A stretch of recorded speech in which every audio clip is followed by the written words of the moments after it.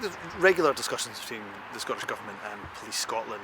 It's not a huge surprise that when legislation is first introduced that there can sometimes be a flurry of vexatious complaints. We've obviously seen that, and I would say to people, don't make vexatious complaints, you should desist, because what you're doing is wasting precious police resource and time.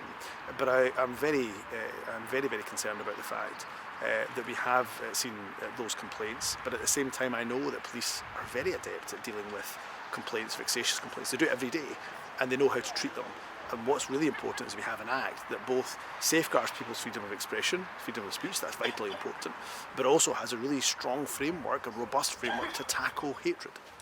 There's an Old Firm game on this weekend. Are you concerned that might lead to even more complaints and perhaps people wanting to test the law further?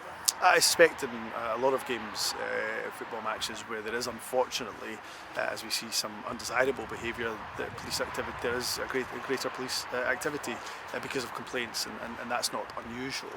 What I would say is what we've got with the Hate Crime Act, with the new offences that are created, is a very high criminal threshold. So we have behaviour has to be threatening or abusive and intended to stir up hatred. In terms of the other part of the Act that deals with statutory aggravators, that's largely unchanged. There's been some expansion of it, but that's largely unchanged. And I've got every confidence in Police Scotland's ability to police on the back of an Old Firm game, just as they have done for many years previously. Well, again, remember the reasons for not inclusion of sex within the Hate Crime Act was a direct result of engagement with organisations that represent women. Scottish Women's Aid, it was Engender, it was Zero Tolerance Scotland. It was those organisations that wanted a standalone piece of legislation outside of the hate crime framework to tackle misogyny, and that's what we're doing, that's what we will be introducing, and doing that at pace.